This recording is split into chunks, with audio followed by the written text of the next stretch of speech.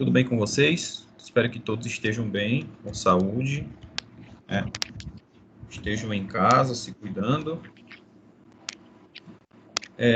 Só para atualizar vocês, eu vou compartilhar aqui a tela do computador. Semana passada a gente não teve aula por conta do decreto, né? Que antecedeu de junho, né? Se eu não me engano, foi 28 de junho, que é dia de São Pedro, feriado. E aí, o governador antecipou esse feriado para sexta-feira passada, né? Todos conseguem me ouvir?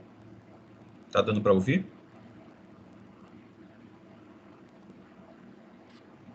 Tranquilo.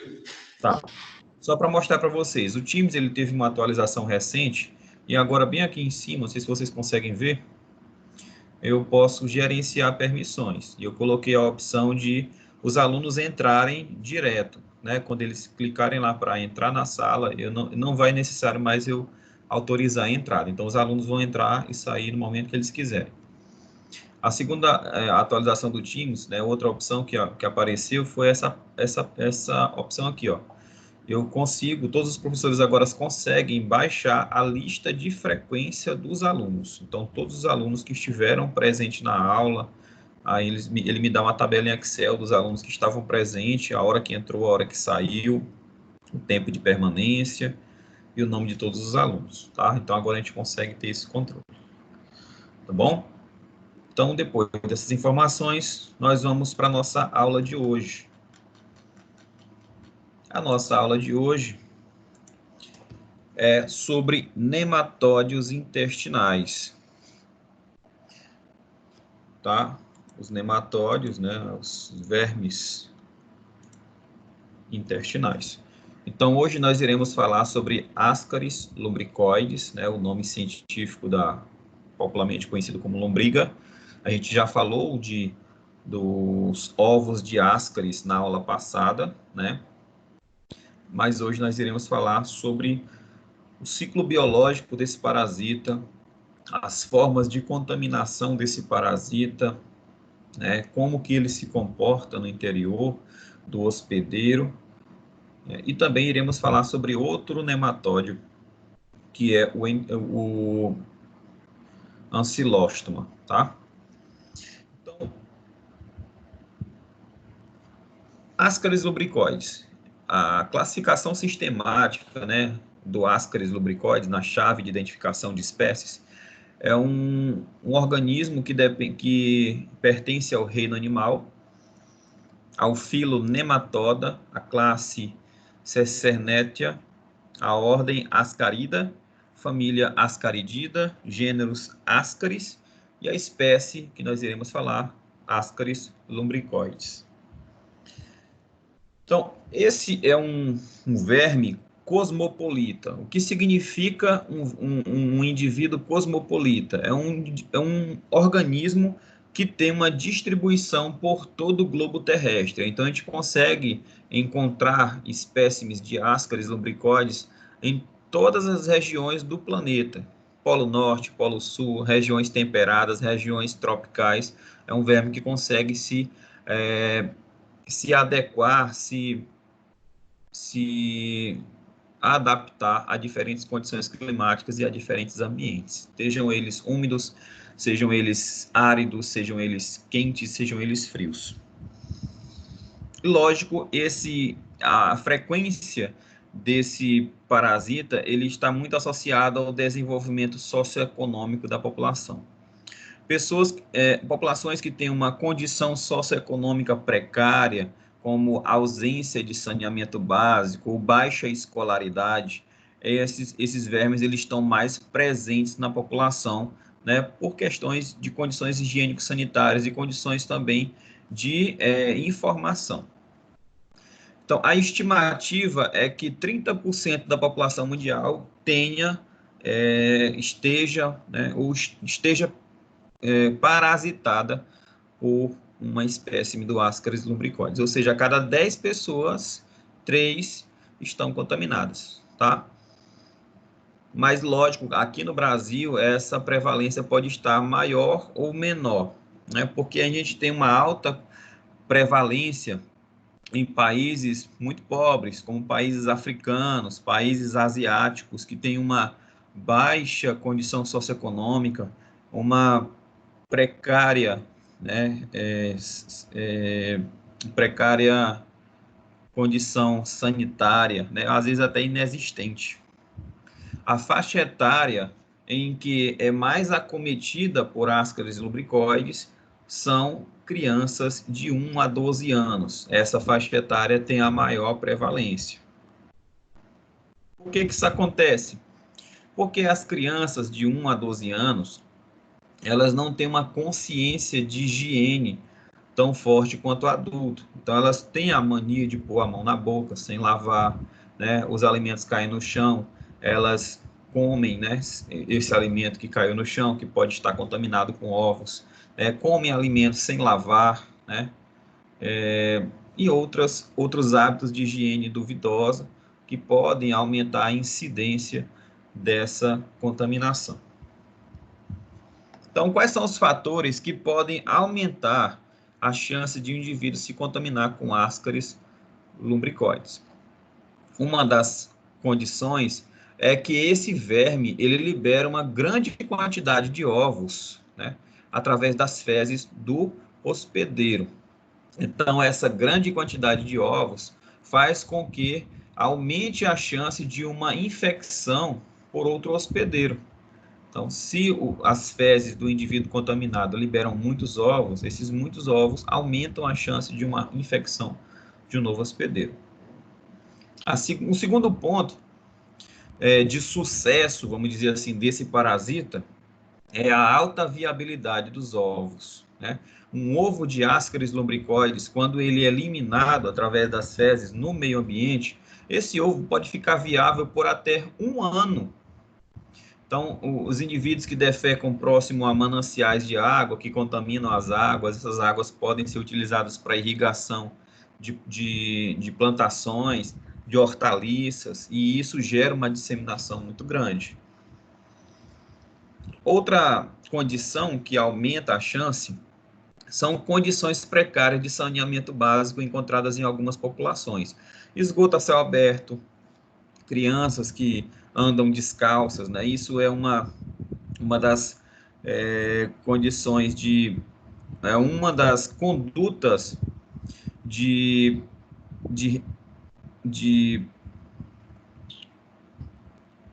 profilaxia mais eficazes. Não andar descalço, já que as larvas de ascaris lumbricoides, elas penetram o corpo através da pele, principalmente na planta dos pés que estão em contato com o solo contaminado. Indivíduos que têm mau hábito de higiene, ou até da população, né, que consomem verduras ou frutas ou hortaliças sem lavar, né, esses alimentos podem estar contaminados com ovos de ascaris. Às vezes não é nem a água que contamina as hortaliças, às vezes são moscas, né? As moscas, elas têm um hábito alimentar bem amplo e elas tendem a pousar em fezes que podem estar contaminadas e elas, ao pousarem em alimentos, né, elas acabam deixando resquícios de fezes nos alimentos que estão contaminados, e essas fezes contaminadas com ovos de ascaris podem gerar uma contaminação. Então, moscas que pousam em águas de esgoto que estão contaminadas e depois pousam em alimentos, a gente vê muito isso em feira livre, por isso que é muito importante as feiras livres terem uma condição adequada para a venda de alimentos, né? Não ter esgoto a céu aberto próximo, porque isso pode gerar uma contaminação cruzada através de insetos. Temperaturas úmidas e elevadas facilitam, né, que os ovos de ascaris tenham uma maior viabilidade. Lógico, aquelas fezes que foram liberadas em ambientes áridos e ambientes muito frios, esses ovos têm uma viabilidade menor. Tá? Então, altas temperaturas e umidade elevada, que é o que acontece aqui em São Luís, né? Temos altas temperaturas e uma alta umidade por estarmos muito próximos ao mar, né? Estamos localizados em uma ilha. E isso aumenta a viabilidade de ovos de ascaris encontradas em solos de praia, em solos de praças, né, em solos de terrenos baldios próximos à feira livre também.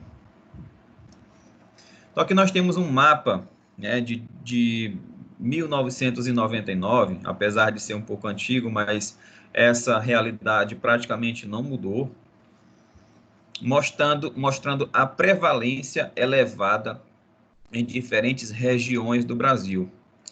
Então, a alta prevalência de ascaris lumbricoides, ela se estende desde o sul do Brasil, né, estendendo-se por todo o litoral brasileiro, desde o sul do Rio Grande do Sul, passando pelo litoral, né, do sudeste, do nordeste, a chegar até o litoral norte do Pará. Por que esse mapa tem essa alta prevalência nessa região? Porque é justamente nessa região onde se concentra a maior densidade populacional do Brasil. Onde são encontradas as cidades que têm maior densidade populacional? São as capitais. E as capitais do Brasil, a maioria delas se situam no litoral, tá? Como, por exemplo, a nossa capital, São Luís. Então, a faixa litorânea são as regiões de maior densidade populacional, né? Isso levou, por exemplo, em 1950, 60, né, os governos da época de Juscelino Kubitschek a criarem um plano para aumentar a população no interior do Brasil, que eram pouco povoado. Então, isso fez com que fosse criado Brasília, né, a transferência da capital do Brasil para o centro do Brasil, e também a criação da Zona Franca de Manaus, né, um polo industrial para que pessoas conseguissem migrar para essa região amazônica e povoar esse território que era pouco habitado. Então, a gente percebe que essas regiões de alta prevalência são as regiões que têm uma alta densidade populacional. O litoral brasileiro, a região aqui do Distrito Federal, aqui as regiões agrícolas, né, o Mato Grosso e Mato Grosso do Sul, região de Roraima, ou Rondônia, região de Rio Branco, e a região do polo industrial de Manaus, e a região fronteira com a Venezuela, em Roraima, e capital Rio Branco. Aqui nós temos a ilha de Marajó, né? E Amapá, Pará, Maranhão e todas as demais regiões do Nordeste brasileiro, mostrando que onde se concentra a população brasileira é justamente onde a gente tem uma maior prevalência de casos de ascaris lumbricoides. A região de baixa prevalência são as regiões que não são do litoral e que estão na região sul. Por quê? Porque são regiões secas e frias, né, que tem uma condição climática desfavorável para a viabilidade dos ovos de ascaris lumbricoides. Então, os vermes adultos, eles são longos, robustos, cilíndricos e têm uma extremidade anterior com 3 lábios. Esses lábios, eles têm a função de escavar a parede do intestino e fazer a sucção do sangue. Esses vermes têm uma cor leitosa, né, que é a esbranquiçada ou avermelhada decorrente da alimentação por sangue. E esses animais, eles têm um dimorfismo sexual, ou seja, a fêmea, ela é diferente morfologicamente do macho. Você consegue distinguir o macho da fêmea. Bom? Então, a fêmea, comparada com o macho, ela é um animal maior, né? Ambos possuem linha lateral. E no macho, a gente encontra essas espículas que funcionam, né, como órgão sexual masculino. Então, isso, é assim que a gente consegue distinguir a fêmea do macho. Geralmente, o adulto, o macho, sempre é menor. Quando se fala em parasitos, né, o macho, na maioria das vezes, vai ser um animal menor. A fêmea sempre é maior quando se fala em parasitos. Tá? Então, o macho, na extremidade posterior, né, na extremidade anterior, são encontradas os lábios, né, em lâminas que vão escavar a parede do intestino e ter acesso aos vasos sanguíneos. E na extremidade posterior, o macho possui essas espículas. A fêmea não possui espículas. Então, onde que esses animais eles habitam, né?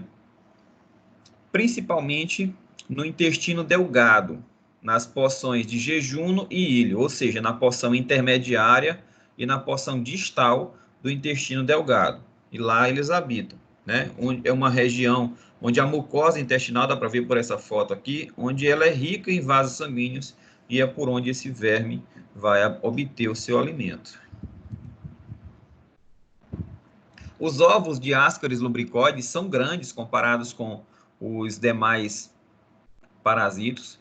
O ovo de Ascaris lubricoides possui 50 micrômetros, são ovais, né? E tem uma cápsula espessa, né? Uma casca espessa, que a gente chama de membrana mamilonada, né? Parece que ela está cheia de mamilos. E a gente viu, inclusive, na aula passada, a foto, né? Como identificar esses ovos. Então, o ovo de Ascaris ele pode se apresentar de três formas. O ovo fértil, que é um ovo bem arredondado, um pouco elíptico, e ele possui membranas mamilonadas na superfície. Esse ovo ele vai conter no seu interior, células chamadas de blastômeros, né, que vão se multiplicar e dar origem à larva. A gente pode também encontrar um ovo embrionado, onde essa larva já está presente. Ele já está na iminência de eclodir e expor a larva para o meio externo. E também pode ser encontrado o ovo infértil. Geralmente esse ovo infértil ele pode ou não ter membrana mamilonada, mas ele é alongado. E no interior não são encontrados nem blastômeros e nem a larva. Então aqui nós temos uma fotografia de microscopia eletrônica, onde a gente consegue ver essa membrana mamilonada, essa membrana ondulada do ovo de Ascaris. Então, o ovo fértil, né? Aqui nós temos fotografias desse ovo fértil. Ele tem uma cor castanha e ele possui duas membranas. A membrana externa, que é chamada de membrana mamilonada, essa é a região mais escura da parte externa do ovo, ela é rica em mucopolissacarídeos, ou seja, rica em açúcares que têm uma textura viscosa, mais consistente. E ela é fonte de energia para o crescimento do embrião que se encontra dentro do ovo. A membrana interna, né, ela possui duas membranas, uma mais clara e uma mais escura. Elas possuem 25% de proteína, 75% de lipídios, né? E as proteínas mais encontradas, né? Quitina e outras proteínas. A quitina é uma proteína de resistência, de sustentação, encontrada, por exemplo, a quitina, ela é um sacarídeo, um polissacarídeo de resistência estrutural, encontrada nas unhas, por exemplo. Eu sempre confundo quitina com queratina. Ovos embrionados, né? Diferente do ovo fértil, onde encontrados células, né, em divisão aqui chamada de blastômeros, o ovo embrionado ele vai ter a presença da larva no seu interior. Ele é um ovo um pouco mais arredondado, a membrana é mais delgada porque ocorreu o consumo de carboidratos para a formação dessa larva. E 15 dias depois, né, esse ovo fértil ele vai se transformar em ovo embrionado. Ele evolui de ovo fértil para ovo embrionado 15 dias depois, numa temperatura entre 2 e 30 graus Celsius e uma umidade em média de 70%. Essas células elas vão dar origem à larva, o embrião que fica no interior desse ovo. E também são encontrados os ovos inférteis. Esses ovos inférteis eles são maiores, de 80 a 90 micrômetros, Eles são alongados, possuem uma membrana mamilonada mais delgada e o citoplasma granuloso. Então, aqui nós temos aqui a fotografia, né, de um ovo infértil.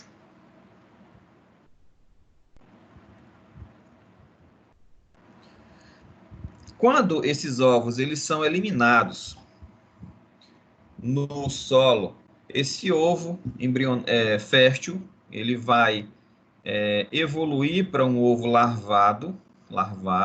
embrionário, e essa larva ela vai evoluir em estágios, né?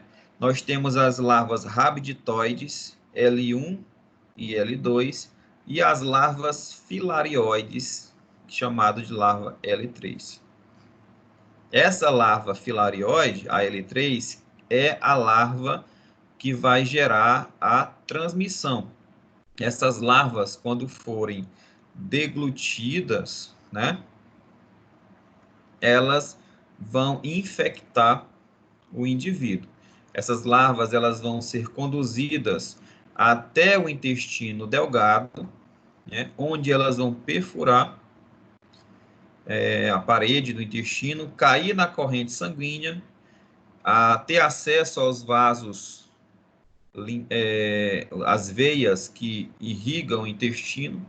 Essas veias elas acabam se unindo a outras veias de órgãos abdominais, como as veias que vêm do pâncreas, do estômago, e elas se fundem em uma veia única chamada via porta hepática. Lá elas vão ter acesso ao fígado, depois essa via porta hepática ela desemboca na veia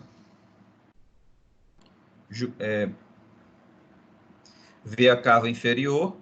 Essa veia cava inferior, então, leva todo o sangue venoso, né, da região inferior do corpo para o coração. Depois, esse coração, ele bombeia esse sangue para os pulmões, através da pequena circulação, né, para que esse sangue ele sofra hematose, aquele sangue venoso rico em gás carbônico, ele vai eliminar o gás carbônico e vai absorver o oxigênio lá nos pulmões, chamado de hematose. Quando essa larva, né, transportada pelo sangue venoso, essa larva L3, ela chega aos pulmões, lá ela vai evoluir para a larva L4 e L5. Essa larva L5, ela vai romper o alvéolo pulmonar e vai começar a migrar pela árvore respiratória até chegar à traqueia. Lá na traqueia, ela gera um desconforto na garganta, gerando uma tosse seca, que a gente chama de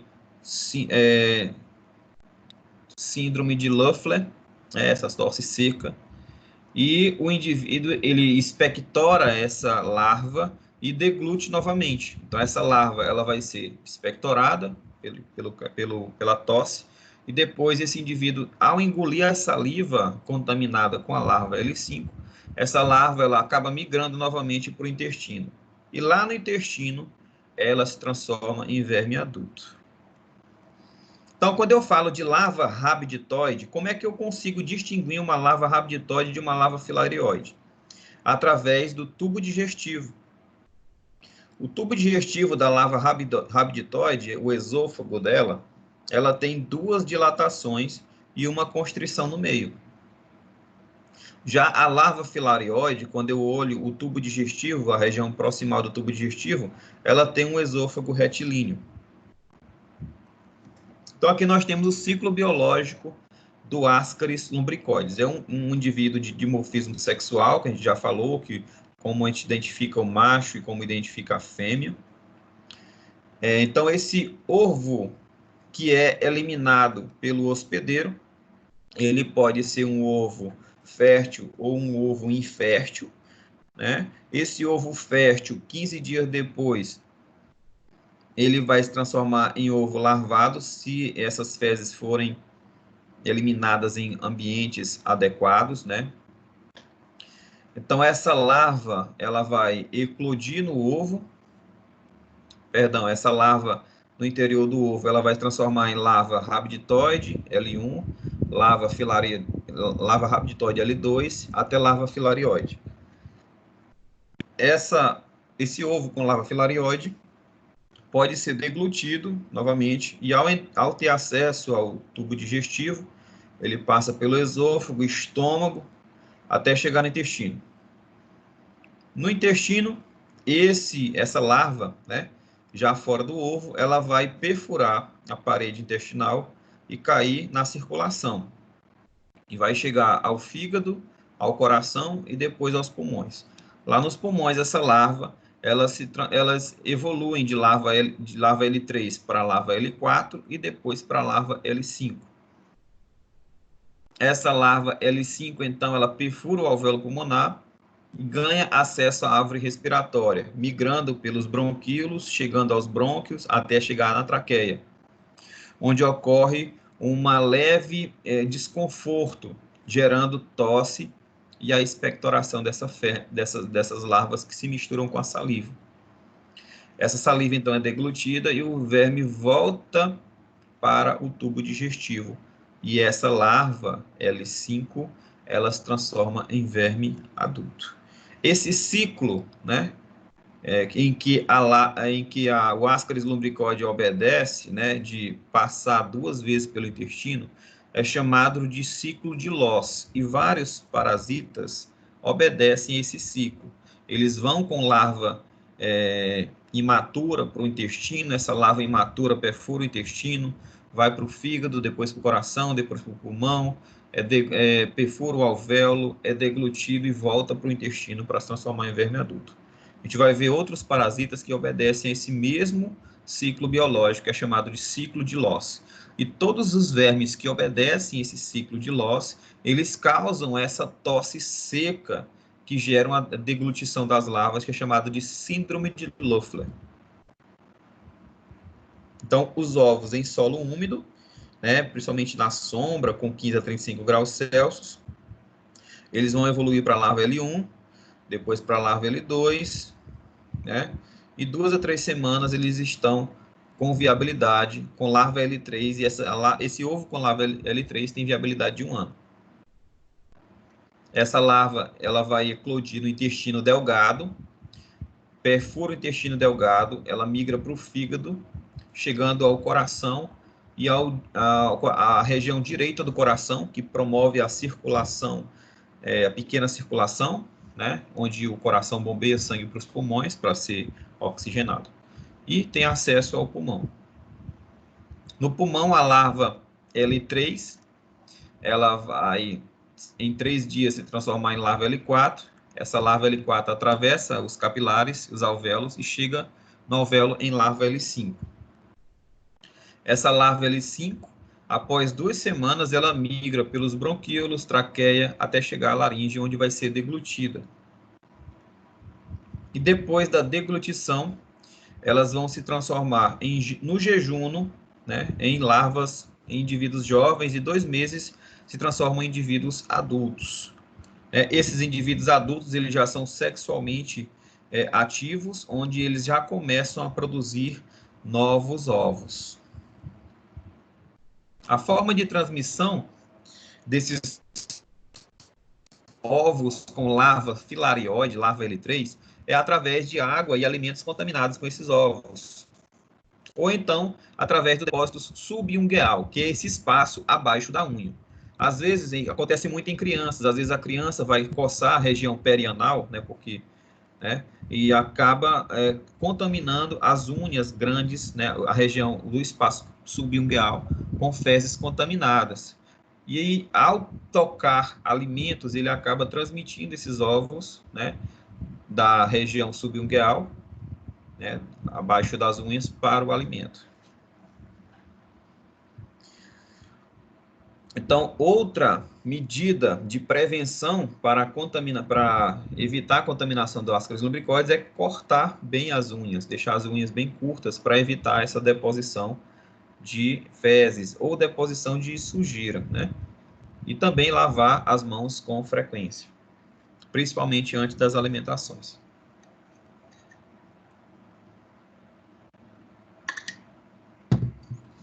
Os fatores que favorecem a transmissão são, como a gente já falou, a grande oviposição de fêmeas. As fêmeas produzem muitos ovos diariamente, que são liberados diariamente pelas fezes.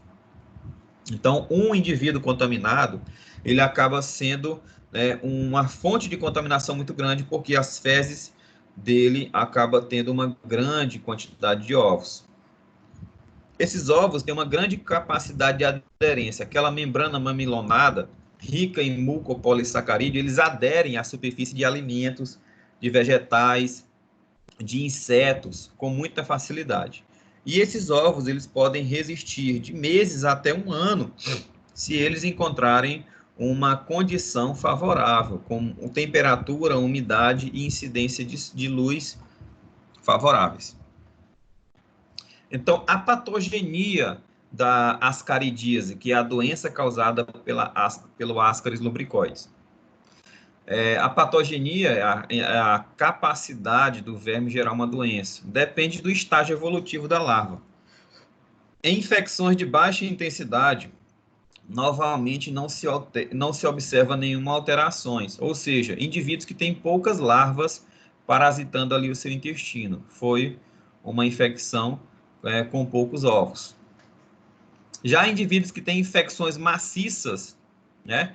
Indivíduos que ingeriram grande quantidade de ovos, que geraram grande quantidade de larvas, esses indivíduos, eles podem ter lesões hepáticas e pulmonares decorrente da migração dessas larvas. Então, essas larvas, quando chegam ao fígado, elas podem gerar uma lesão hepática, e quando também chegam aos pulmões, eles podem gerar lesões pulmonares. Os vermes adultos com infecções em baixa intensidade. Normalmente se encontra 3 a 4 vermes, né, em indivíduos de baixa infecção. E esses indivíduos que têm apenas 3 ou 4 vermes, eles não têm manifestações clínicas, né? Que manifestações clínicas são essas? Principalmente a anemia. Já os vermes adultos com infecção maciça, devido ao efeito exfoliativo dos vermes, né, aqueles lábios encontrados na extremidade anterior do verme, ele serve para perfurar o intestino e sugar o sangue. Decorrente dessa esfoliação, o indivíduo ele vai apresentar subnutrição e déficit físico e mental, decorrente da perda sanguínea. Ele vai apresentar também características de intoxicação, como edema, inchaços, urticárias, né, regiões de coceira e até convulsões, porque o parasita ele também libera toxinas do seu metabolismo. E também o paciente com infecção maciça ele pode ter uma ação mecânica. A grande quantidade de vermes eles podem se emaranhar e causar uma obstrução no intestino, ou até perfuração do intestino. E isso é caso de cirurgia. Então, as larvas, elas vão migrar pelo fígado. Essa migração larvária, ela gera focos hemorrágicos e também podem causar necrose no fígado, devido ao alto volume de larvas no fígado.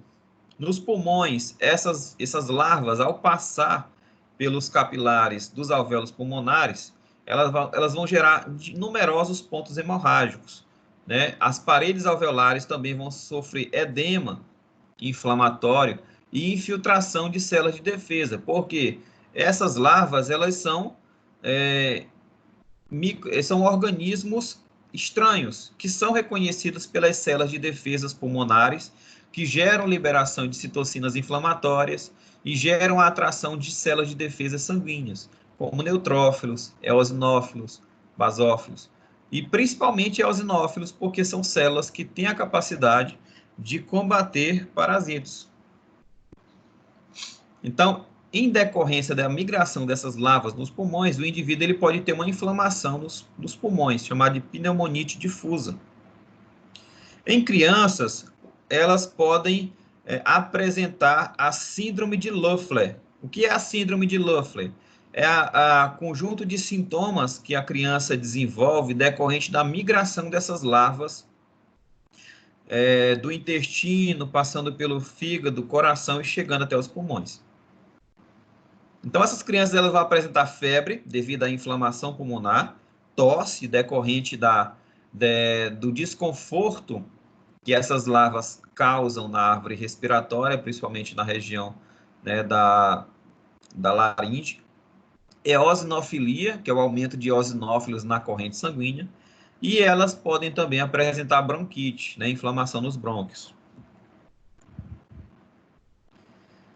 Aqui nós temos casos mais graves, né, alguns casos que são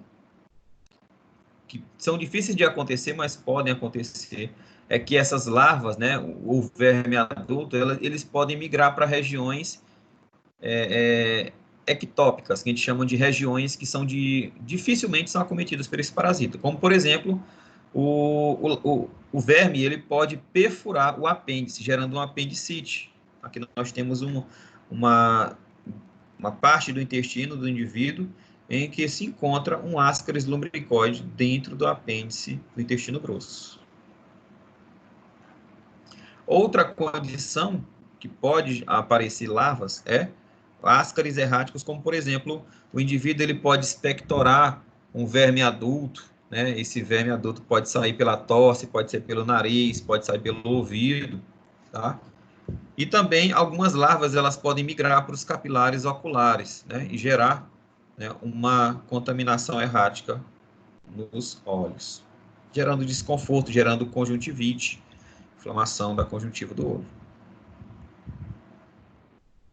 Então, aqui nós temos alguns casos de obstrução intestinal, e eu peço para pessoas que têm um certo desconforto em olhar essas imagens que não olhem agora. Alguns casos de intestinos obstruídos por Ascaris lumbricoide. Aqui nós temos uma gravura que mostra essa obstrução mecânica pelo bolo de parasitas, né, devido à grande quantidade de parasitas na região do intestino grosso. E aqui a cirurgia, onde está sendo removida esses parasitas da região do intestino delgado para evitar maiores complicações. O diagnóstico da ascaridíase, que é a doença causada pelo Ascaris, o diagnóstico clínico é pouco relevante, porque às vezes o indivíduo ele não apresenta sintomas clínicos específicos. O diagnóstico laboratorial ele consiste de exame parasitológico de fezes, onde o analista clínico ele vai pesquisar ovos que podem estar presentes nas fezes. As técnicas utilizadas no parasitológico de fezes podem ser a sedimentação espontânea, que é a técnica onde a amostra de fezes é diluída em água destilada e é posta em um cálice para que ela sofra sedimentação de maneira espontânea. A centrífugo-sedimentação é semelhante à sedimentação espontânea, a diferença é que esse material fecal ele vai ser induzido à sedimentação mais rápida através do processo de centrifugação. Então, são colocados em tubos Falcon de 15, esse material vai sofrer uma força G decorrente da centrifugação e os materiais mais pesados eles acabam indo para o fundo do recipiente, onde vai ser então analisado. E o método de Kato-Katz também, que a gente vai falar mais na frente. Outras condições, outros exames podem, de forma esporádica, gerar um diagnóstico também. Por exemplo, decorrente da migração das larvas, o exame de escarro ou o exame de aspirado do estômago podem conter larvas de Ascaris e podem gerar um diagnóstico por esses exames. E também radiografias do intestino, onde mostram manchas escuras ou até imagens de obstrução intestinal que podem sugerir uma possível infecção por parasitas. O tratamento do Ascaris lumbricoides é feito por uma classe de medicamentos chamadas de benzimidazóis. Esses benzimidazóis, eles são medicamentos altamente efetivos contra, né, Ascaris lumbricoides e outros parasitas, né? Ele é um antihelmíntico muito eficiente. Como que esse medicamento ele age? Ele vai inibir a divisão celular e também inibir a captação de glicose pelo verme, ou seja, as células do parasita não vão mais se multiplicar e também esse parasita não vai conseguir mais utilizar a glicose para produzir energia. Quais são os principais medicamentos da classe dos benzimidazóis? O albendazol e o mebendazol. Então, são os dois medicamentos mais utilizados para o tratamento e os mais eficazes para o tratamento da Ascaris lubricoides.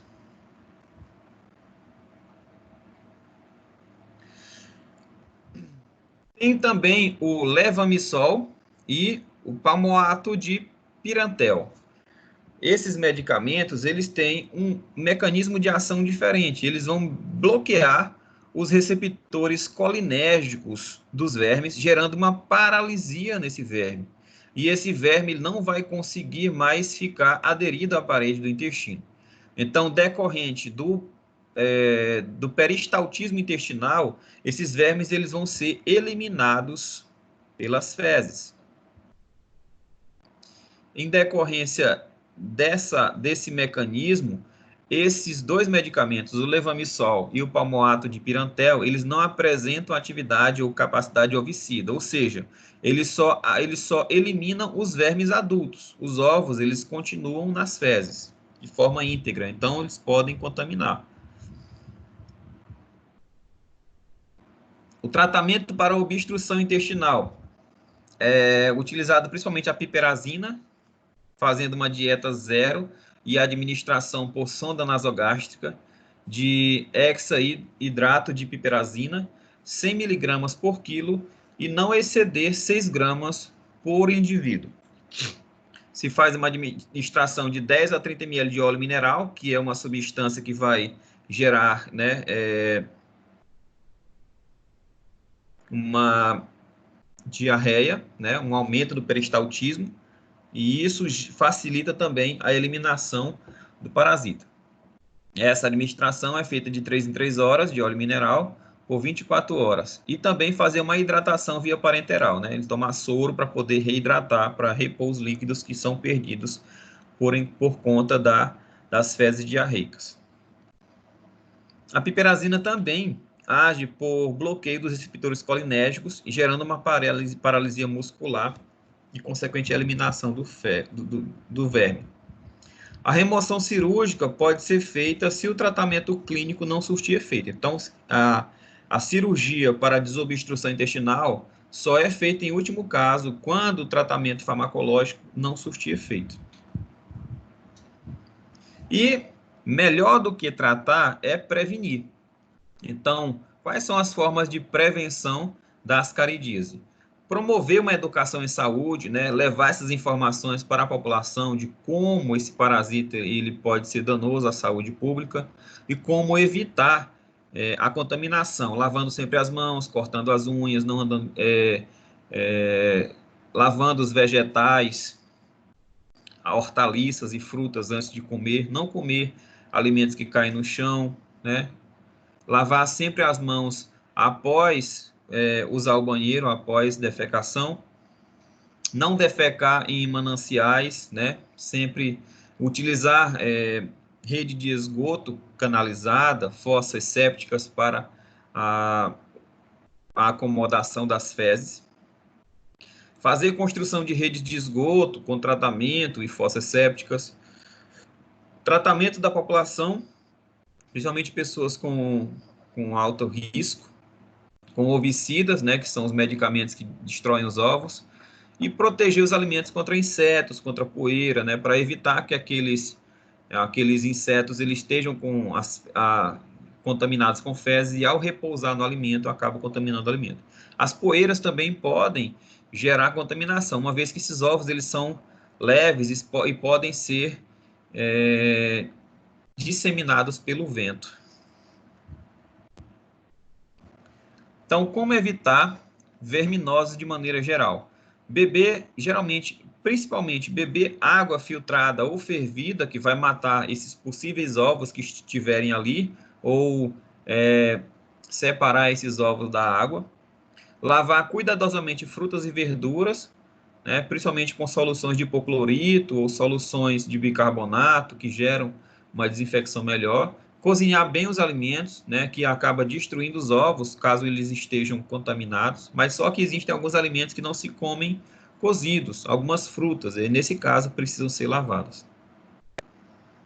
Coma carne bem passada, isso é importante para evitar alguns tipos de parasitas, como as tênias, né, teníase, a tênia solium e tênia saginata.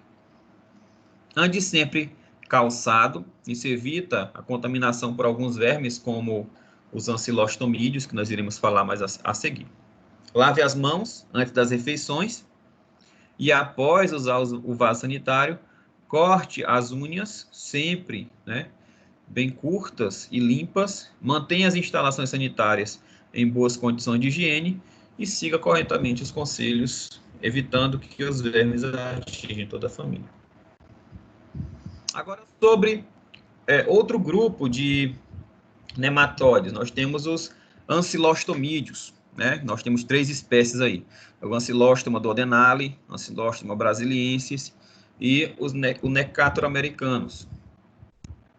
Então, os ancilostomídeos, né, da família dos ancilostomídeos, essa palavra vem do grego ancilus, que significa curvo, e stoma, boca.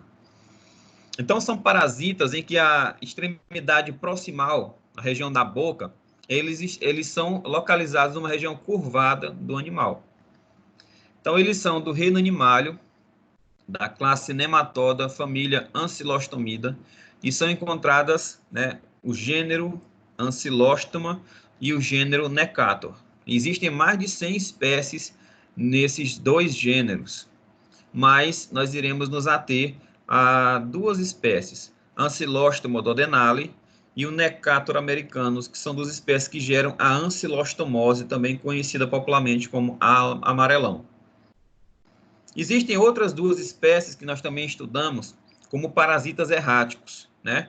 O Ancilostoma brasiliense e o Ancilostoma caninum. São duas espécies de ancilostomídeos que não contaminam normalmente o homem. Eles contaminam os cães, mas os homens eles podem ser parasitas erráticos dessas larvas, né?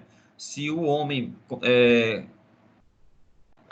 andando descalços em areias que estejam contaminadas com fezes de animais que tenham esses ovos, essas larvas elas podem perfurar a pele, mas a perfuração não vai se completar, essa larva não consegue chegar à corrente sanguínea e ela fica migrando pela pele do indivíduo, gerando um caso de larva migrans, também conhecido como bichinho geográfico. Gera uma coceira intensa, porque essa larva ela não consegue cair na corrente sanguínea e ela fica migrando por baixo da epiderme, gerando uma coceira muito grande.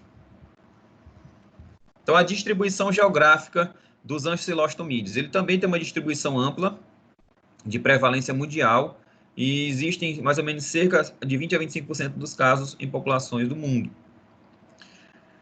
No Brasil, né, eles se resumem a 2, o Ancilostoma duodenale, que é predominantemente em regiões temperadas, né, como a região do sul e sudeste, e o Necator americanus, que é mais comum em regiões tropicais, como norte e nordeste. Eles são mais frequentemente encontrados em zonas rurais e são conhecidos popularmente como amarelão.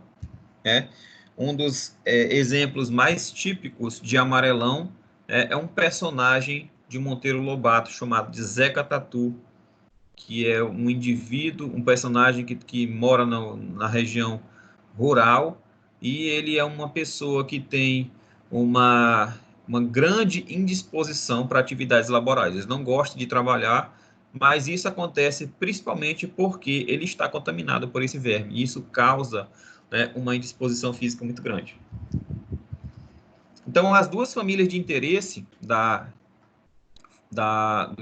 classe Ancilostomida a ancilostomina, né, que apresenta dentes na margem da boca, e a bunostomina, que apresentam lâminas cortantes na boca. Então, a gente consegue identificar esses animais através da análise do aparelho bucal desse indivíduo. Por exemplo, o ancilóstoma do Adenale, ele tem no seu aparelho bucal 2 pares de dente. E o Necátoro americano, ele tem um par de lâminas cortantes. Essas lâminas, né, e esses dentes vão ter a função de espoliação do intestino para que ocorra a sucção do sangue no intestino. Então, no verme adulto, né, eles são mais ou menos de 1 centímetro de tamanho. Eles são dioicos, ou seja, você consegue distinguir o macho da fêmea. A fêmea geralmente é maior e tem a extremidade posterior afilada. O macho, ele geralmente é menor e ele tem a extremidade dilatada, que a gente chama de bolsa copuladora. É a região em que o macho ele vai se conectar com a extremidade posterior da fêmea para o que ocorra a cópula. Eles têm uma cor leitosa ou rosácea e eles acometem principalmente o tubo digestivo completo, desde o intestino delgado até o intestino grosso. E são vermes pequenos, de apenas 1 centímetro de tamanho. E eles podem viver no intestino por até 18 anos. Né? Então, eles são muito longívos, né? Eles vivem bastante. O Necátoro americanus, ele tem uma bolsa anterior, uma extremidade anterior, onde é encontrada a cápsula bucal, e nessa cápsula bucal são encontradas as placas cortantes desse animal. Na extremidade posterior, o macho também apresenta bolsa copuladora, com 2 espículas, e a fêmea, uma extremidade afilada. Estima-se que uma fêmea ela pode ovipor de 6.000 a 9.000 ovos por dia. Então, ela tem uma grande capacidade de oviposição. Aqui nós temos a extremidade anterior de um macho, ou de um Necátoro americanus, com as placas cortantes. E aqui nós temos a extremidade posterior desse macho com a bolsa copuladora. Aqui é a extremidade posterior da fêmea. Eu tenho aqui, pessoal, deixa eu ver se eu tenho. Deixa eu só olhar aqui rapidinho. Eu tenho um material da época que eu estudava, de fotos que eu tirei no microscópio. Deixa eu olhar aqui. Parasitologia.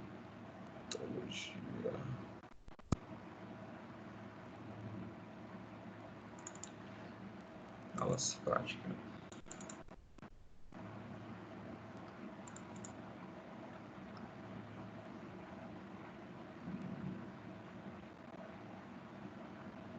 Eu tenho foto de ascaris. Aqui isso aqui são.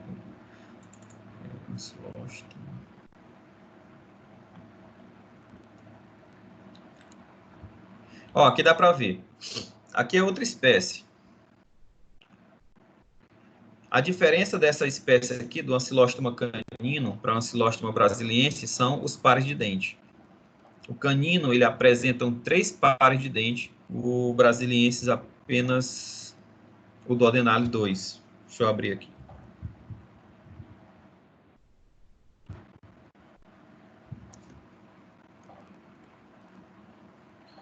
esperar carregar aqui a foto.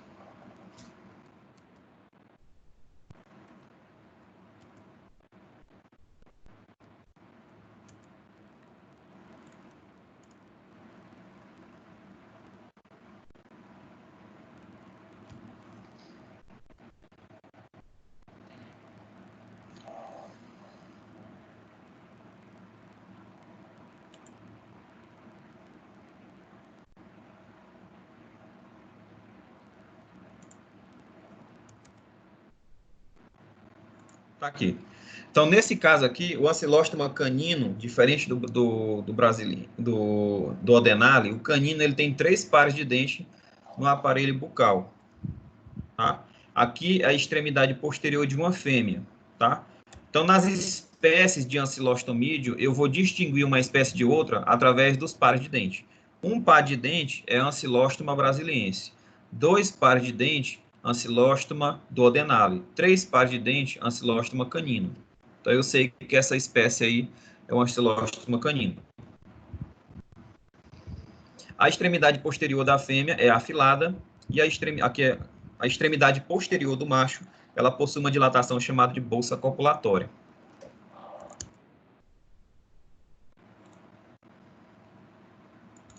Aqui é o brasiliensis, ó. Aqui é um ancilóstoma brasiliense, tem 2 pares de dente. A extremidade da fêmea, que é a afilada. Aqui, ó, 2 pares de dente. 1, 2. E aqui a extremidade posterior do macho com a bolsa copulatória. E aqui é um ovo de ancilostomídeo, que é um ovo que a gente chama de formato de D.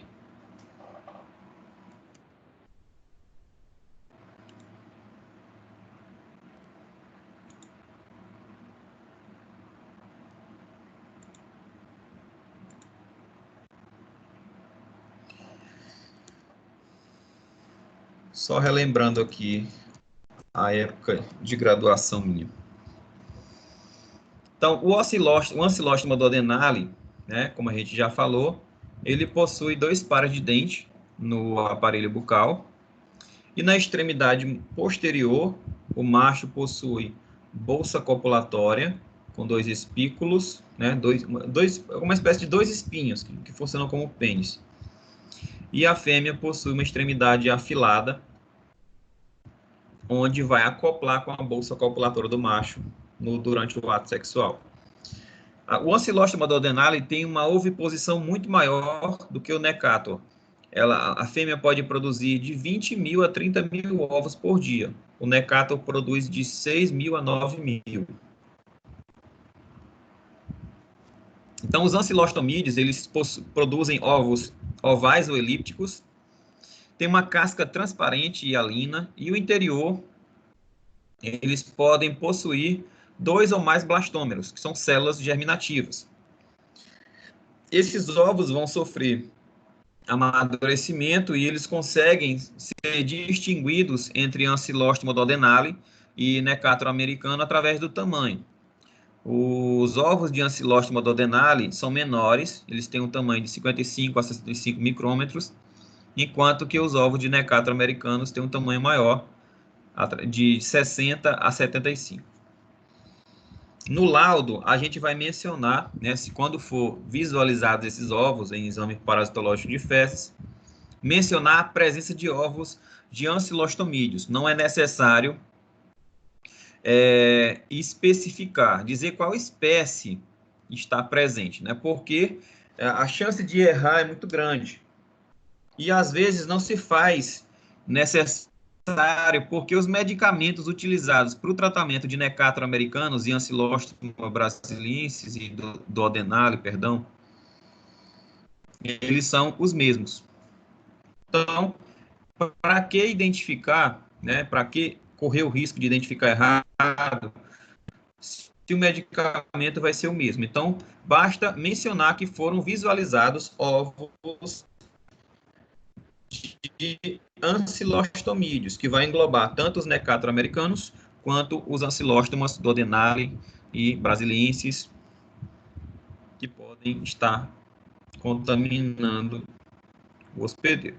Então, figura de amostra fecal com grande quantidade de ovos de ancilostomídeos. Aqui nós temos a mensuração desses ovos, que podem apresentar diferentes blastômeros. Esse aqui tem bem mais blastômeros, esse aqui tem 5, esse aqui deve ter uns 2 ou 3 blastômeros. Então, eles têm um tamanho aí de 55, esse aqui tem uns 50 micrômetros de tamanho, ou 60 micrômetros de tamanho. As larvas produzidas por esses ovos, eles também vão apresentar esôfago com dilatações ou estreitamentos, né? Semelhante ao de Ascaris, né? Os ancilostomídeos, eles vão ter fase larval semelhante, apresentando larva rabditoide, L1 e L2. Elas se movimentam através de movimentos serpentiformes, semelhante ao que acontece com os ofídeos, com as cobras. Essas larvas, elas vão se alimentar no solo, principalmente de bactérias e matéria orgânica em decomposição. E essa larva L2, ela não tem cutícula. O que é cutícula? Cutícula é uma capa que o verme tem que pode protegê-lo contra intempéries, inclusive contra o suco digestivo lá do estômago, quando essa larva pode ser deglutida.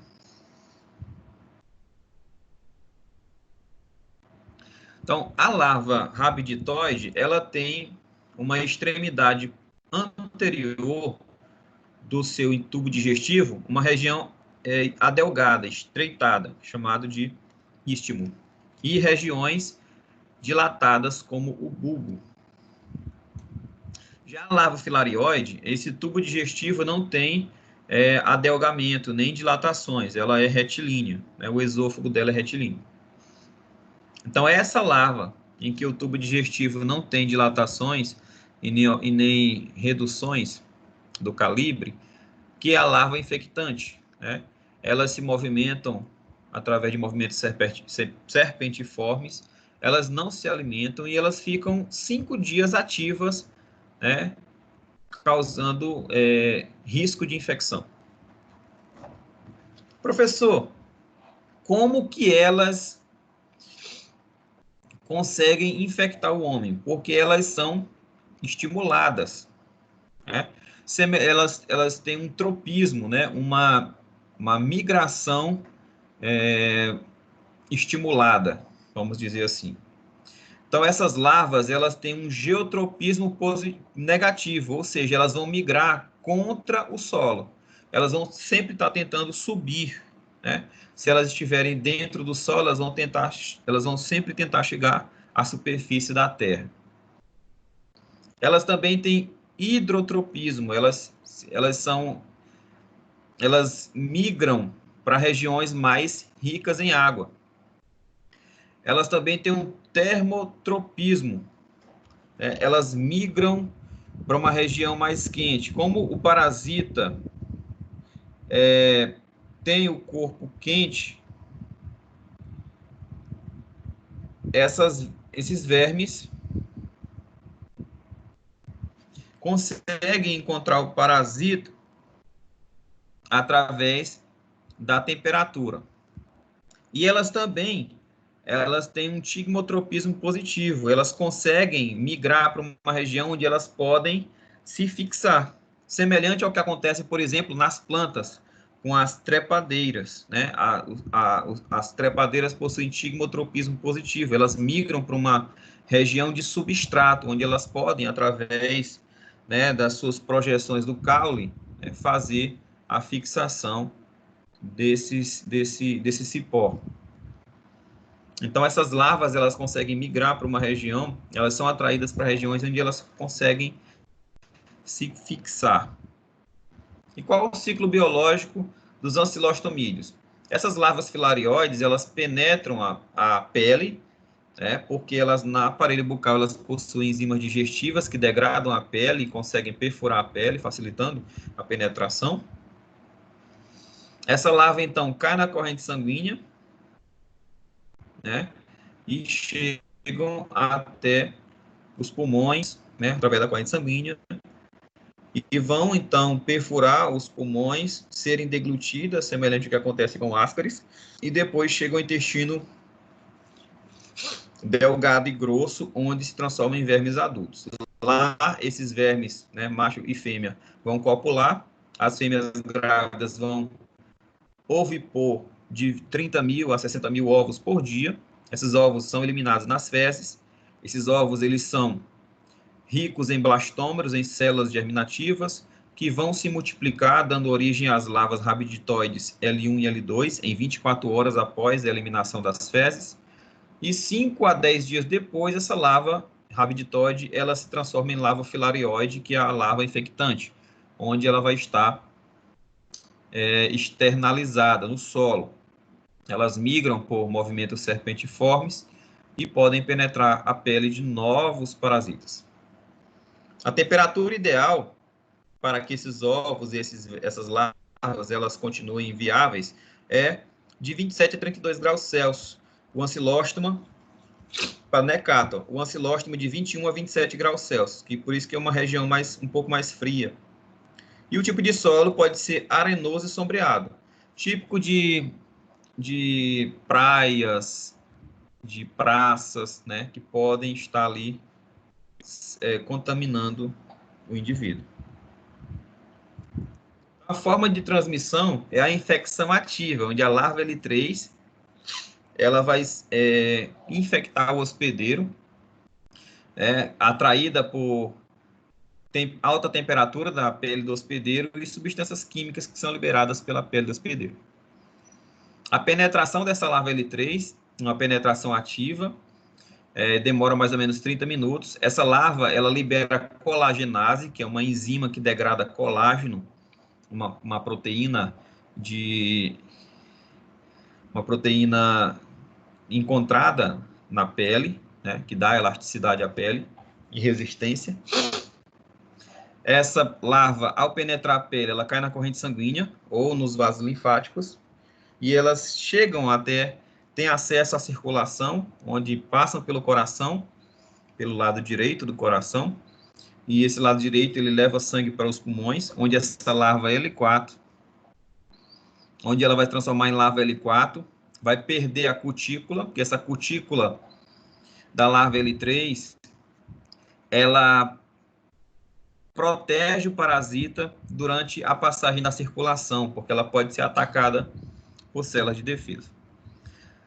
Então, essa larva L4, lá nos pulmões, ela perde a cutícula, ela perfura os bronquíolos, né, os alvéolos pulmonares, migram pelos bronquíolos, brônquios, até chegar na traqueia, faringe e laringe, onde ela gera uma tosse deglutida e acabam tendo acesso novamente ao tubo digestivo. E lá no intestino delgado, onde é o seu habitat, ela vai se transformar em verme adulto. Eles se alimentam através de sangue. Esse parasitismo ele é hematófago, eles se alimentam de constituintes sanguíneos. Então, a larva L5, 15 dias após a infecção, a larva já vai se transformar em vermes adultos, 30 dias após a infecção. Depois elas já começam a ovipor, já em adultos, depois da cópula, dias depois elas começam a ovipor, e essa oviposição dura de 30 a 60 dias, onde esse verme adulto novamente vai copular e fazer oviposição novamente. Existe também a infecção passiva, onde o indivíduo ele pode ingerir via oral a larva L3. Essa larva L3 ela não tem cutícula, ela vai sofrer a ação do suco gástrico, né? Elas podem chegar ao intestino delgado, onde elas vão ter um parasitismo hematófago. Essa larva L5, elas vão começar a copular e liberar ovos. Essa infecção passiva, ela é mais rápida, né, onde ocorre a deglutição. E elas começam a ovipor de 14 a 17 dias depois da infecção.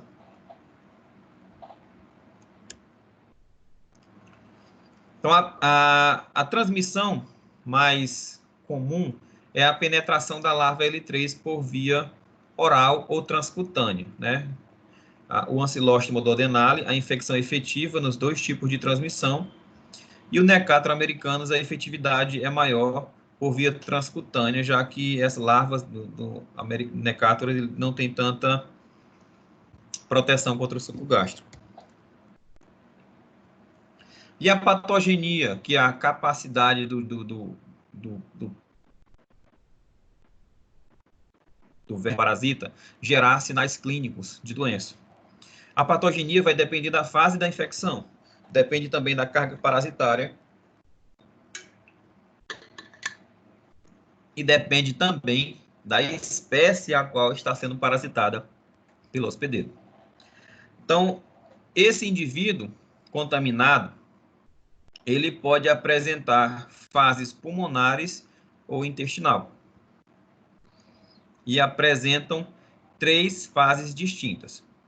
A fase pulmonar acontece através do período de migração das larvas, através da síndrome de Löffler. Então, a presença das larvas nos pulmões, né, onde gera um processo inflamatório e migração de células de defesa do sangue para os pulmões e, consequentemente, a tosse seca, né, e inflamação são sintomas principais da síndrome de Löffler encontrada na primeira fase.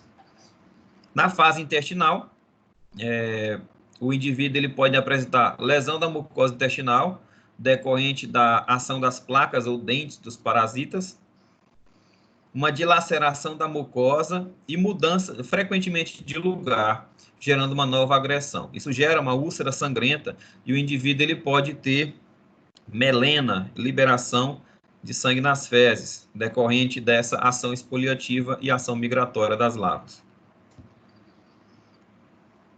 E também a espoliação sanguínea. O indivíduo ele consegue alimentar-se de grande quantidade de sangue. Um verme de Necator, ele se alimenta de 0,03 ml a 0,06 ml de sangue por dia. O Ancylostoma, ele tem uma voracidade maior. Se alimentam de 0,15 a 0,30 ml de sangue por dia, de cada verme. Então, logicamente, a infecção desses parasitas, elas são infecções por vários indivíduos. Então, a ação acumulada de vários indivíduos gera uma perda sanguínea diária bem expressiva, que leva o indivíduo a ter uma anemia, né, que vai se agravando à medida que a parasitose fica mais evidente. Na forma aguda, os sintomas são encontrados no indivíduo decorrente da migração das larvas no tecido cutâneo e também sintomas pulmonares decorrentes da instalação do verme nos pulmões e também no intestino delgado. O indivíduo ele pode apresentar o que a gente chama de sintomas de coceira da terra, prurido na pele na região onde está sendo invadida pelas larvas, eritrema, edematoso, né, vermelhidão e inchaço, e erupção de pápulas, formação de vesículas purulentas decorrente da ação química, né, das enzimas digestivas do parasita. O indivíduo também apresenta manifestações respiratórias, como as apresentadas pela síndrome de Löffler, que pode ocasionar febre decorrente da inflamação pulmonar. O indivíduo ele apresenta tosse seca ou tosse produtiva, que a gente chama, que é a expectoração de muco. Ela gera uma eosinofilia sanguínea em 30% a 60% dos casos, que é o aumento de eosinófilos na circulação decorrente dessa inflamação parasitária. Né? A medula óssea é estimulada a produzir mais eosinófilos decorrente da ação inflamatória dessas larvas, e esses eosinófilos são células mais comprometidas no combate de parasitas, porque eles liberam citocinas e citocinas tóxicas que degradam a superfície do verme, gerando a morte do parasita. E o indivíduo também pode apresentar sintomas intestinais, manifestações intestinais. Isso vai depender da carga parasitária. Ele pode ter uma dor epigástrica, né, uma dor na região superior do abdômen, modificação do apetite, né, que a gente chama de perversão do apetite. O indivíduo ele pode ter uma vontade de comer alimentos pouco convencionais, como, por exemplo, vontade de comer giz, que a gente chama, e vontade de comer terra, né, que a gente chama de geofagia. Ele pode apresentar também vontade de comer gelo, chamado de pagofagia. Ele pode apresentar vontade também de comer cereais crus, como arroz cru, feijão cru, macarrão cru. E essa perversão de apetite a gente chama de amilofagia. Ele também apresenta vontade, né, de comer frutos verdes. Tá? Então, essa perversão do apetite pode ser ocasionada por uma carga parasitária elevada e gera uma perda de nutrientes e minerais muito importante. E aí o indivíduo ele vai ter uma condição que a gente chama de fome específica. Indivíduos que têm um déficit de mineral ou de energia, ele pode apresentar essa perversão de apetite, né? Vontade de comer terra, vontade de comer gelo, vontade de comer cereais crus, vontade de comer frutos verdes, além de apresentarem náusea, vômito, diarreia e outros sintomas intestinais. Tudo bem por aí? Estão conseguindo me ouvir? Alô? Então, na forma crônica, o indivíduo ele vai sofrer esfoliação sanguínea, né? E essa esfoliação sanguínea, quando for intensa, ela vai também se associar à deficiência nutricional, que eu falei que pode gerar perversão de apetite. E também vai gerar uma anemia decorrente da perda sanguínea.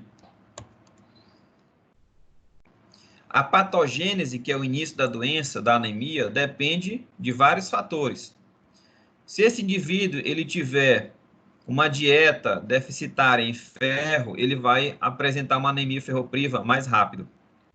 E também vai depender das reservas de ferro. Se o corpo dele tiver uma grande reserva de ferro, ele pode demorar, né? Ele pode retardar a entrada do estado anêmico ferroprivo. E também vai depender da intensidade da infecção. Se o indivíduo tiver uma carga parasitária muito grande, então essa ação hematogênica acumulada dos parasitas faz com que o indivíduo tenha uma anemia mais precocemente. E também vai depender da espécie envolvida. Como a gente já viu, os ancilostomídeos, eles têm uma voracidade por sangue maior do que os necatorídeos. Tá? Então, os indivíduos que apresentam uma infecção crônica, e geralmente eles apresentam anemia ferropriva. Por quê? Decorrente da hemorragia crônica. O indivíduo ele perde sangue, e o sangue ele é um tecido rico em ferro. Então, a perda de sangue diária faz com que o indivíduo ele comece a ter depleção das reservas de ferro. E ao gerar uma redução das reservas de ferro, a medula óssea perde a capacidade de produzir novas hemácias decorrente da carência de ferro. Essas hemácias elas são produzidas de forma deficiente, com uma baixa concentração de hemoglobina. A medula óssea produz hemácia em quantidade normal, porém as hemácias produzidas numa condição de carência de ferro, essas hemácias elas são pobres em hemoglobina, porque essa proteína, a hemoglobina, para ser produzida, precisa de ferro para ser produzida, porque o ferro é um mineral essencial na sua composição. Então, crianças, elas vão ter, se elas tiverem uma infecção prolongada, elas vão ter um crescimento em estatura e peso insuficiente decorrente do déficit nutricional causado pela parasitose. Elas vão ter modificações do seu apetite, né? Modificações qualitativas, ou seja, elas vão ter uma alteração na vontade de comer, né? Alimentos estranhos, como giz, terra, frutos verdes, e vai ter uma modificação quantitativa no seu apetite. Elas vão comer pouco e também vão acabar vomitando, às vezes, depois de se alimentar. Elas podem apresentar sintomas como edema no rosto e nos membros decorrente da hipoproteinemia. A albumina, que é a principal proteína do sangue, a proteína mais abundante do sangue, ela gera uma retenção de líquidos no sangue. Quando o indivíduo ele tem uma queda na quantidade de albumina, o líquido do sangue ele começa a migrar para os tecidos, né? Ocorre uma perda de líquidos do sangue para os tecidos, gerando edema. E esse edema pode se acumular principalmente no rosto e nos membros, decorrente dessa baixa concentração de proteína no sangue. O indivíduo também que tem uma infecção crônica, ele pode ter dificuldade de aprendizado, de atenção, né, de atenção. E isso é muito, muito ruim em indivíduos de idades escolares. E é justamente a faixa etária mais acometida, indivíduos que estão ainda na escola, né, crianças, adolescentes, jovens adultos, que estão ali estudando ensino fundamental, médio, ou até na faculdade, e essa infecção parasitária gera uma perda de atenção, né? Uma alteração na cognição, no aprendizado e na memorização. E isso reflete no rendimento escolar. E aí nós temos o principal representante da ancilostomose, que é o Jeca Tatu, personagem de Monteiro Lobato.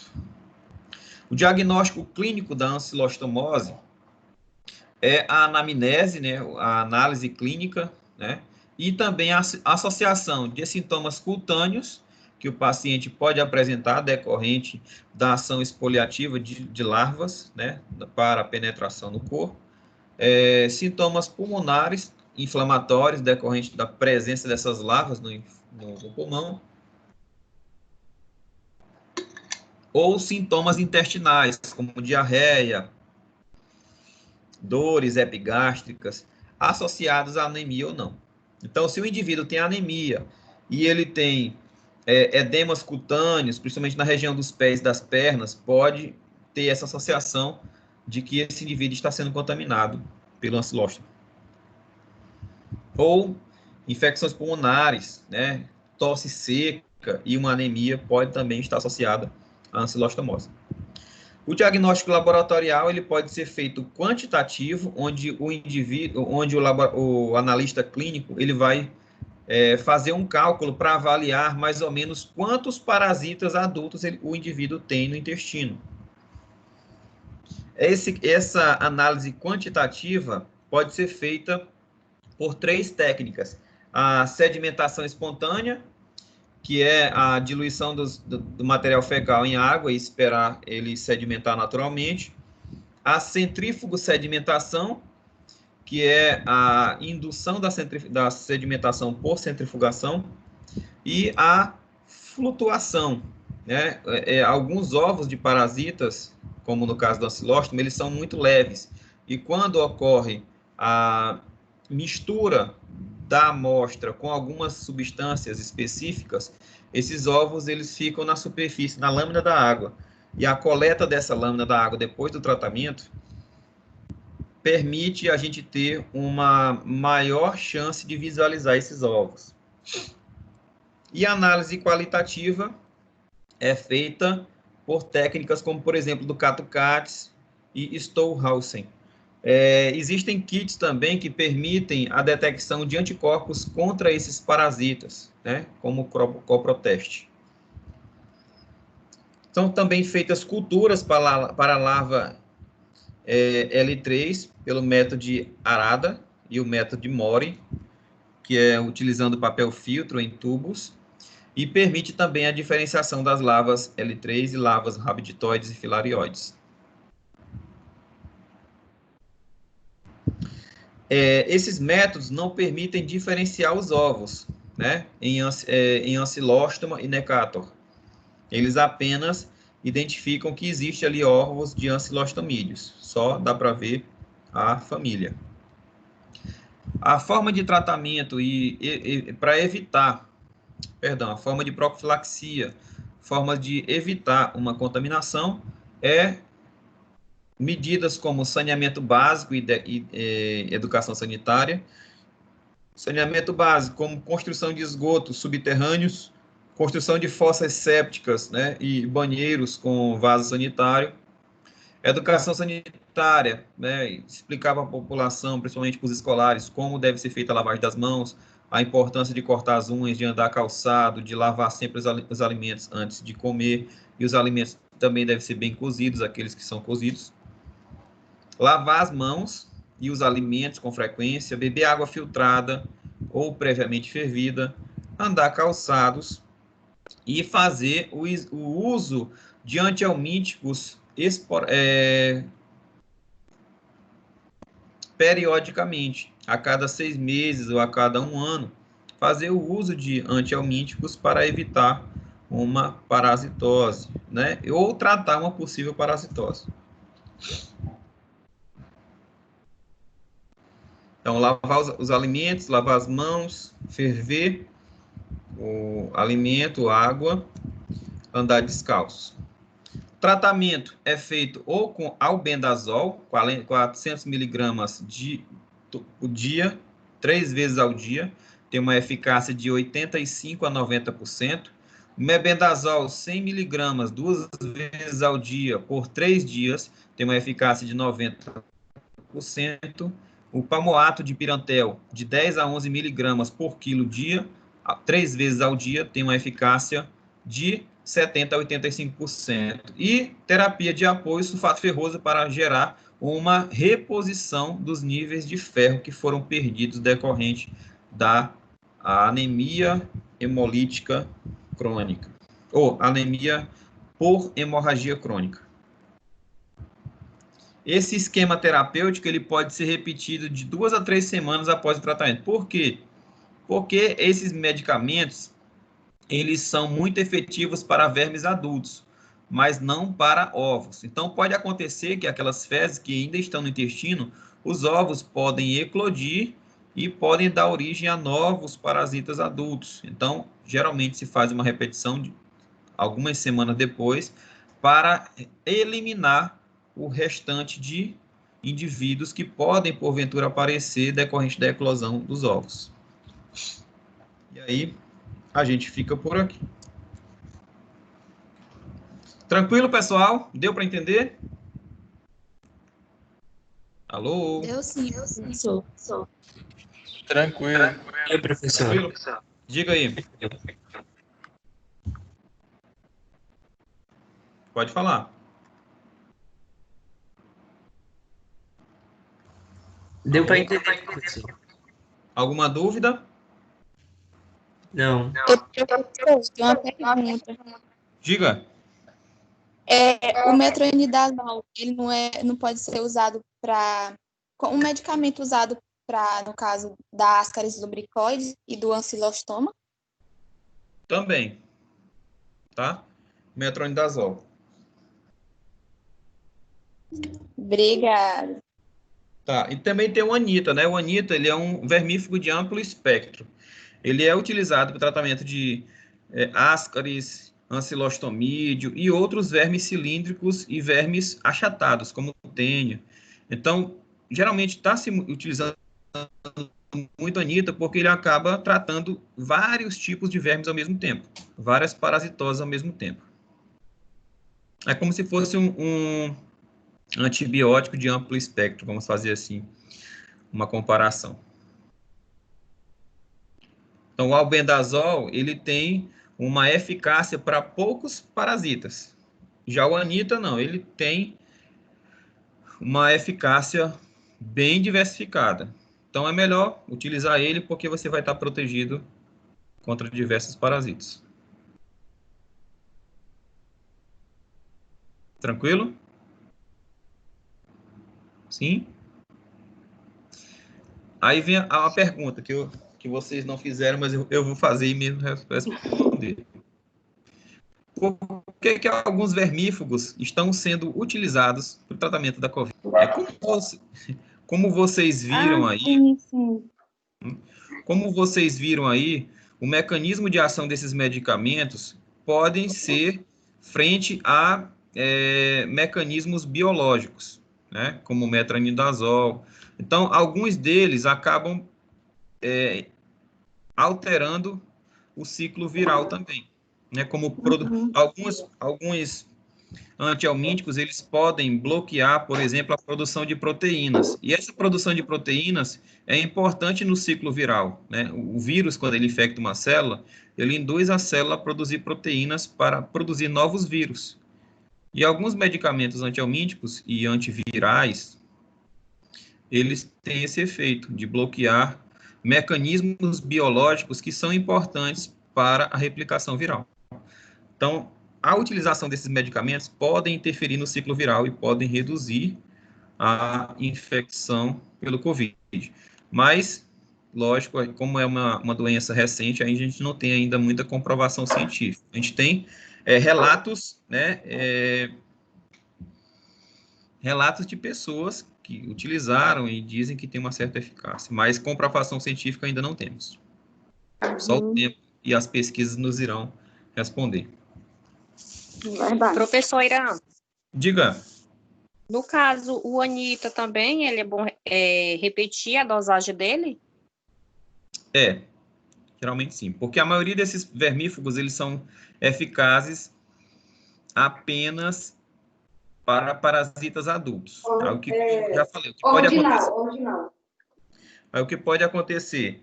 O indivíduo, ele toma um medicamento, os vermes adultos são eliminados, mas os ovos, eles podem eclodir e gerar uma reinfecção. Então, uma semana depois, 15 dias depois, você vai fazer uma repetição de dose para que aqueles vermes adultos que foram surgiram depois do tratamento possam ser eliminados. O que tem que acontecer é que essa repetição não pode demorar muito, tá?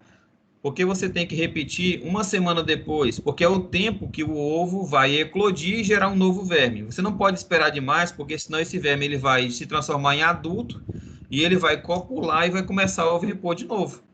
Então, essa segunda dose tem que ser rápido o suficiente para que esses vermes adultos recém-formados, eles não atinjam a idade fértil e comecem a ovipor novamente. Por isso que tem que ser feito, geralmente com uma semana, 10 dias depois. Professor, Diga.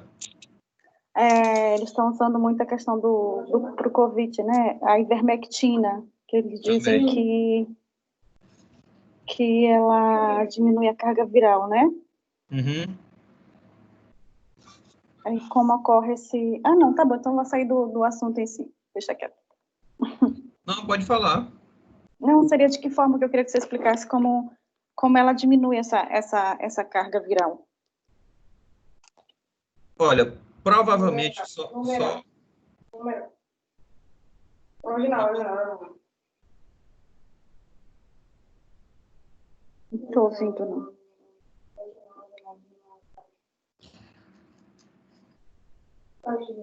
Não ouvi. Rapidinho. Deixa eu olhar bem aqui. Tá. Só olhar aqui o efeito... Como que é o efeito da ivermectina? Qual o mecanismo de ação dela? Deixa eu só olhar aqui rapidinho e vou te explicar. Estou com uma dúvida.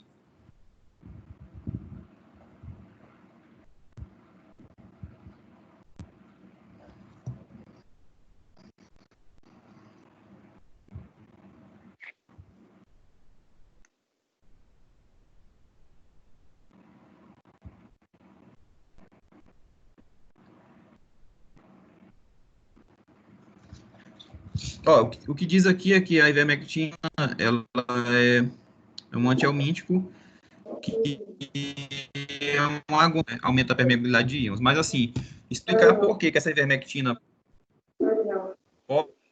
possa ter um efeito, eu não sei te explicar. Mas eu posso te trazer essa resposta na próxima aula. Eu vou pesquisar aqui o que eu encontro. Mas, muito provavelmente, o efeito dela pode estar bloqueando alguma etapa do efeito vitín. Até agora não foi comprovado. Tá bom. Tá certo. Não, porque eu fiquei imaginando, assim, como ocorreria... Assim como outros antihelmínticos, né? Por exemplo, o Anita. Isso. Eu fiquei assim imaginando, eu queria entender como ocorre esse processo, né? dessa diminuição dessa Mas carga tem, de sim, aula. mas tem. Mas provavelmente essa ivermectina ela acaba tendo um efeito bloqueando o ciclo viral. E aí impede a produção de novos vírus e aí reduz a carga viral. Tá bom. Certo? Certo, tá certo. Mais alguma dúvida, pessoal? Tranquilo? Então, pessoal, até a próxima. Antes que eu esqueça. Hoje, né, até o final da tarde, eu vou abrir uma atividade para vocês de 5 questões, que vai ficar aberta até domingo para vocês responderem, tá bom? Tá bom. Viu? Um abraço para todos, se cuidem, até a próxima. E um abraço virtual para todos vocês. Hoje é o dia do abraço, né? E como a gente não pode fazer isso, a gente não pode fazer isso presencial, a gente faz isso virtual, tá bom? Um grande abraço apertado a todos vocês. Até a próxima. Tchau, tchau. Valeu.